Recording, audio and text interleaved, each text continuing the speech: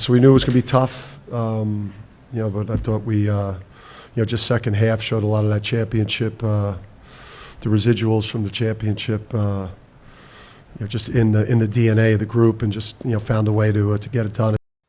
Hello and welcome to the Fast Break pregame show. My name is Aman Kidwai, manager of the UConn blog and the Fast Break newsletter. This is the first of what we hope will be many previews throughout the season. We're going to go over the last game, preview the next one, and also hopefully have some fun along the way. This preview show is a production of the Fast Break newsletter.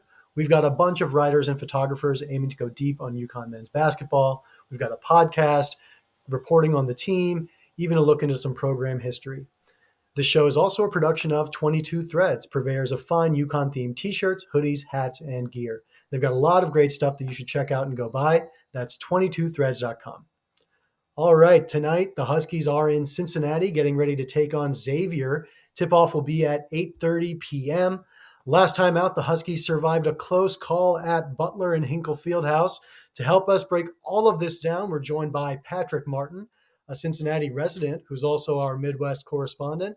He covered the Butler game for us and will be at the Cintas Center tonight. Patrick, what did you think about this performance at Butler? I thought it was an incredibly validating win. You can see UConn exercise a lot of demons because the national media is talking all about they're not that good of a team without Donovan Clingan, and he's this defensive monster that makes UConn so good, and now they're just scrambling around. That's a quad win, folks. And to pick that up, especially being down in the first half, Hurley was effusive in the toughness difference about how they came out in the second half and dominated the rebounding margin, dominated the points in the paint margin. So to see all of that happen, and then stylistically they threw out some small ball, which was, clearly getting better from the first time they ran it out in St. John's, which again, that's natural progression. So they got that monkey off the back of okay, we can win on the road against a possible tournament team without one of your star players and one of your most impactful players. And that means you're kind of looking at this Cintas Center game at Xavier. You're playing with house money a little bit because, they've already proven they can do it. This is, I think, a little bit tougher of an environment, a little tougher of a matchup, stylistically, but they've already kind of done that. Now, if they do pull this off, and we'll get into kind of UConn's record at Xavier, Hurley's record against Sean Miller, if they do pull this off, this is an eye-opening win where UConn is an absolute force to be reckoned with or without Donovan Clingan, and really will get people excited for March when he's hopefully healthy. Yeah, I mean, one thing that they demonstrated and that Hurley called out was their demonstration of championship DNA. This is clearly a well-coached team with good leaders, good strategy, and ability to adjust. They overcame a 7-point halftime deficit in that road game at Butler. By all accounts, something where it was trending towards a loss, and they really just flipped the script on it with an early second half run and then turned it into a game. Like you said, doing it without DC. It's just huge. And I think what else has been really interesting is the way that they are finding new and different ways to win. I think since Clingan got hurt against Seton Hall, they have the wins against St. John's, DePaul, and Butler. There's not a lot of stylistic similarities between those games. It's all kind of been different themes, key themes at least. And so I think that's just a good sign for UConn getting different guys involved. We've seen some of that. And then just something that is occurring to me is basically we have not seen this UConn team at full strength against a high caliber team. Steph Castle gets hurt really early into the season. Clingan's been out, since then. And so there is still upside for this UConn team, which is insane based on how they've played already. And then how about the development of, we mentioned, Stephon Castle? I mean, what did you think about his performance in that game? He was really one of the keys to victory there at Butler. It was amazing to watch him live figure out what he can do on the basketball court, because it's essentially everything. I mean, he hit his first three of the game to put UConn up 3, which I think for a lot of fans, assuaged a lot of fears that, he was going to get the Andre Jackson treatment. He hit a couple of mid-range shots, which again, teams can't sag off him now and just pack the paint or double somebody else. And he's, a demon on the break as far as pulling down the rebound and taking it himself. And as we saw in the small ball with him and Alex Karaban, he can guard 1 through 5. So, and with Karaban's, foot speed kind of like, the one chink in the armor of the small ball, Castle makes up for a lot of that. And to recognize that he's doing that as a freshman, I mean, 3 straight Big East Rookie of the Year or Freshman of the Year awards speaks volumes. And when you factor in Alex Karaban finding his shot with Castle's comfort and emergence, you feel comfortable rolling out that small ball for 3, 4, 5 minutes here and there to really change the tempo of the game. Is it some defensive lockdown unit that is gonna halt teams to a 10-0 run? No, but if they come out of that small ball unit, with a +4 or +5 differential because no one can guard them, then that's exactly the look that UConn's trying to give, and it makes them so much more dangerous when Clingan comes back. Because, like you said, I totally forgot that Castle really wasn't there in the beginning. He wasn't even there at the Castle game. So this is an unfinished Death Star that we're dealing with here. And when it all gets put together, I mean, it has fans really excited for the postseason.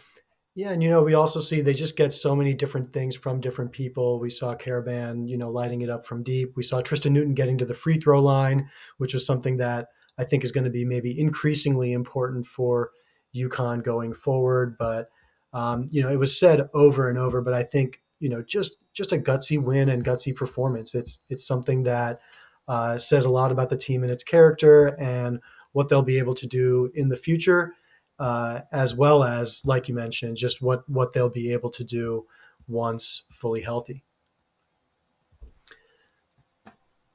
Now moving on to Xavier, let's talk a little bit about the Musketeers. Sean Miller's team is 7-7 on the team, of course, dealing with some big preseason injuries that hurt them, but they do still have some dudes. They added 3 key players through the transfer portal that are important for them among their leading scorers. They've beaten St. Mary's, the Cincinnati Bearcats, and Seton Hall. And in their last game, they played Villanova to the wire in a game that ended 66-65. They're ranked a respectable 41st in KenPom. So this is certainly not an opponent that should be taken lightly, especially on the road, especially as we mentioned in the challenging confines of Cincinnati. Patrick, what can you tell us about this Xavier team? I talked about the UConn Butler being a gut check win for the Huskies. This is gut check time for Xavier, strictly because they're 7-7, and they are way, way, way more talented than that record indicates.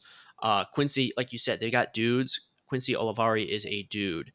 New Haven's own Desmond Claude, sophomore, is a dude in the type of matchup that UConn typically struggles with. At 6'6", and can kind of beat you multiple ways. Sean Miller is a heck of a coach and thrives on finding mismatches.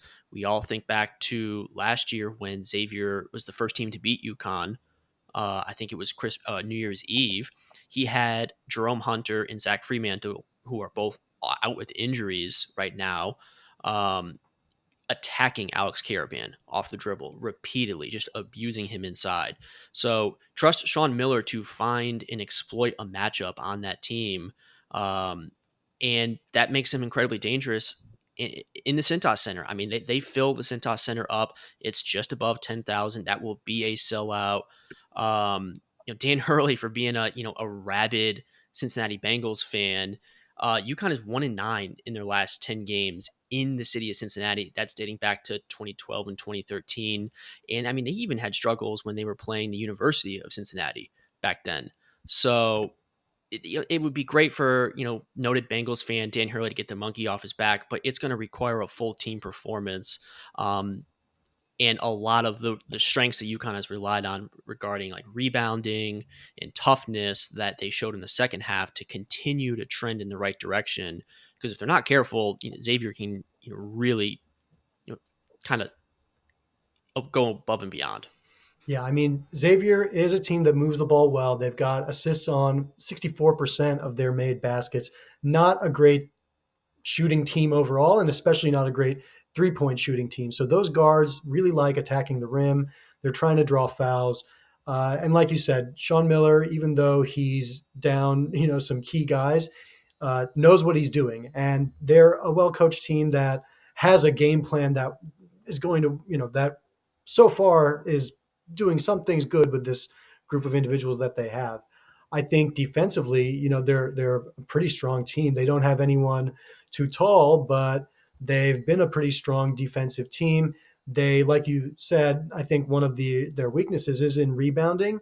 That's of course where it's going to have to be a team effort to make up for the lack of our 7'2" large son who would be taking a lot of those rebounds down. That's what's going to be one of the keys for UConn is just who picks up that rebounding slack. But yeah, I mean, what do you think about the matchup when UConn is trying to score against Xavier's defense? I well, got to give a lot of credit to 6'10" senior transfer Abu Osmain, who is from North Texas. That North Texas team, coached by like Grant Caslin, I think is how you, they are tough. Like they are a hard nosed defensive team. So if he's coming from there after 3 or 4 years, he is going to be your best defensive presence interior wise. And beyond that, I mean, Desmond Claude has the frame to be a plus defender. Olivari and McKnight can kind of get up on you, and they both average more than one steal a game. So that it will be tough. But what I'm more concerned about, honestly, is on the defensive end because I think Olivari is going to absolutely have a field day. I looked at his home and away splits. He's averaging 21 points per game and shooting 55% from three at home, and he's not that great away, but that doesn't matter tomorrow. So I think he's really going to get some home game models, some home game cooking. And we saw in the first half how, with UConn's ball pressure always dialed up the way Dan Hurley likes it, if there's no safety net back there in Donovan Clingan, it's open season in that lane, and sometimes UConn's on-ball defenders can kind of turn into turnstiles a little bit as far as allowing just open drives. That's how Alex Karaban got in foul trouble. That's how Samson Johnson got in foul trouble. It wasn't necessarily their stupid fouls or positioning. It was more he had dry lanes, just they were getting peppered nonstop, and that worries me with both. Well, actually, all three of Xavier's perimeter players, when you look at Davion McKnight, Olivari, and Claude, they can all get to the cup at ease, or they can, they're all 3 level scorers. And if they're Sean Miller, thrives on ball movement. You're probably going to hear during the in-game hits, like the ball has energy. He loves to say how the ball has energy. So if those three are kind of passing it around and finding matchups and exploiting UConn's perimeter defense, I think they're going to struggle to contain Xavier. And with the home crowd and maybe some foul troubles, UConn's offense may not be as crisp as we saw it in the second half against Butler. Yeah, so that's a perfect segue into our keys to the game. I think that first one for us is toughness. It's going to be on making sure that UConn is aggressive on the boards early, is really tuned in defensively from the get-go, and not falling behind early. You don't want to count on being able to overcome a large early deficit, especially on the road, just because you can or just because you just did it. So I think that and with the added kind of 1A of foul trouble. So you want to stay tough on the floor than your tough guys. And in that case, that's Samson Johnson and in some ways, Alex Karaban. Really, for those two, foul trouble is a huge, huge factor to always consider. And then something that would have an effect on UConn's toughness and abilities down low. Um, And I think what's really going to be important, we hinted at it earlier, but Steph Castle is going to need to, get about 8 or 9 rebounds a game. Tristan Newton's going to have to get more than 5 rebounds per game. You think of Cam Spencer's heroic, offensive rebound at the end of the Butler game, swooping in out of nowhere, calling a timeout, getting everybody pumped up. They're going to need to see a lot more gang rebounding from the backcourt because that's what Xavier's weakness is. UConn still leads the Big East in rebounding margin even without Donovan Clingan. They out rebounded Butler by a margin of 9, I think, if I recall. So if they continue to clean that glass, it's going to erase a lot of Xavier's strengths, I think. So I'm going to lump in the rebounding as far as like being the tougher team. Mhm. What other keys do you got? Yeah, I mean, just to quickly add to that, Hurley has talked about his team being a little soft at times, and I think this is really that part of it is the rebounding effort, something that does kind of get to him. The other key is limiting turnovers and really the Xavier fast break. That's something that they like to do. It's one of their strengths. I think that's something where defensively it kind of ties into the first key, but UConn has to be really aggressive about. Uh, I think just stopping their guards when they're trying to run. What do you think about ways to limit the Xavier fast break as well as limiting turnovers on the offensive end? I think they can do. They handled North Carolina, which is the premier up tempo team. They handled that pretty well. I think there haven't been as many like mental error. I think a lot of that transition offense or the transition defense stuff is simply just mental awareness and recognizing where people are on the court and communication. We have Alex Karaban, Cam Spencer, Tristan Newton. They're all vocal communicators, and as we talked about in the last notes and quotes, it's kind of a leadership by committee. As long as we're keeping track of where the transitions are coming from, who's getting the rebound, who's got who, and where the shooters are on the court, I think that's going to be something that UConn can manage, especially because Xavier doesn't have like the mismatch type of dude that they had last year in Jack Nungy, where it's like you always have to find the trailer. Even Zach Fremantle could step out and hit a couple. With them this year, they have 3 dangerous dudes, but everyone knows they're 3 dangerous dudes. You can kind of hopefully assume that the trio of Spencer, Newton, and Castle can switch on the Olivari, Claude, and McKnight matchups in transition if they're caught on the break. And yeah, as far as the turnovers, I'd like to see some more of Hassan Diarra, who I think is near the top of the Big East in assist to turnover ratio, along with Cam Spencer. I'll also note that like Davion McKnight and Olivari are also up there, so it's not like UConn can force more turnovers. But Diarra has played under control. I mean, in he sparked a lot of that small ball in the second half with not just the threes, which I is consider a plus at this point, but attacking the rim and keeping the ball in the right spots. And if it can offer that, it gives UConn a much more dangerous look while boosting their defensive intensity at the point of attack. Yeah, I mean, so much credit to Diarra for the role that he's carved out for himself and what he's done lately. Really, one of the keys to UConn surviving during this time in a lot of different ways, you can say. Third key to the game related to Hassan Diarra, it's perimeter defense. It's something that the Huskies need to find a way to limit shooting, to clog up passing lanes. What do you think UConn can do on the perimeter defense end? Besides, like you said, getting some more minutes for Diarra, what else can the Huskies do to kind of sharpen up on the perimeter defensively? Well, I mean, the number one thing that you would want to see is something that Dan Hurley won't do, and simply just say like back up off them a little bit and almost kind of dare them to shoot over you, and then you get up on them. But that doesn't align with Hurley's defensive philosophy, and you can't blame him for one game saying, "Oh no, let's back off and let them beat us." I think you have to stay connected. I saw at the Butler game a lot of times when Pierre Brooks got the ball, UConn sent Cam Spencer to double, but they doubled from the wrong angles, and Butler was able to pick that apart in 2 seconds. Xavier can do the exact same thing. If they send a double on Desmond Claude, if Desmond Claude's backing down Cam Spencer in the post, they're going to move the ball and find the open shot. So staying connected on the defensive end, making sure all the switches, all of the pin downs and the slips are all covered. Those are small little tweaks that when you up the intensity of the game, like that UConn did in the second half against Butler, result in that huge swing. Yeah, I mean, I think this will be a good test for UConn.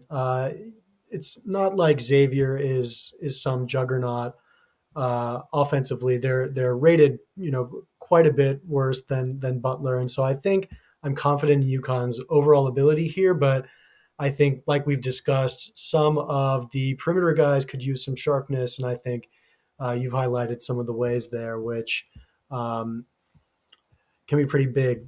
Patrick, any final predictions heading into this game tonight at the Cintas Center? I came away so impressed with how the Huskies responded in the second half against Butler. I really think that was a momentum swing, and I'm looking at this season not as non-conference and conference, but as like with Klingan and without Klingan. And if you look at within that without Klingan season, that was a game, a season changer. And I think they're going to come in with a lot of confidence, knowing that they can beat teams on the road without the big guy. And the Cintas Center is rowdy. It's another version of Hinkle. In fact, probably louder, and Xavier fans are kind of like more directly at you because it's a smaller stadium. Um, but I like UConn's toughness in rebounding that they showed to kind of overshadow. I think they will get enough opportunistic stops and the kind of plays where Xavier's getting shots they want, they're just not really dropping because UConn's close enough and enough gang rebounding, enough opportunistic rebounds to come away with a win. I'd say it's going to be 60-52 UConn if you want my prediction. I think it's going to be a low scoring affair and a two possession game or one or two possession game for most of the time, and then the free throw battle at the end puts it up to 8. Yep. So KenPom has a 4-point spread on this one, a 75-71 UConn win. You have it a little bit lower scoring than that. But yeah, similarly, I like UConn's chances to win here. I think they will be interested in taking care of business. Like you said, getting 2 out of 2 on a road trip, another good sign of a good team. And I think also they can kind of smell the opportunity within the league occurring. Marquette looking beatable. Nobody else really in a surprise way standing out besides Seton Hall. And I think for that reason, UConn really has an opportunity to take control here in the Big East race very early on, as well as make that statement that they can do this all without Klingan, which they've been able to navigate that thus far, and something that we'll keep a close eye on in terms of how they are able to manage. UConn follows up this 2-game road trip with 2 home games. On Sunday, the 14th, they'll be hosting Georgetown at the XL Center. That's a noon game. That'll be on Fox. And then on Wednesday, the 17th, they're hosting Creighton for $2 beer night at Gamble Pavilion. We also may be seeing the return of a certain large center, something to keep an eye on. Well, that's going to do it for us. We hope you enjoyed this first ever episode of our video preview show. Thank you all for watching.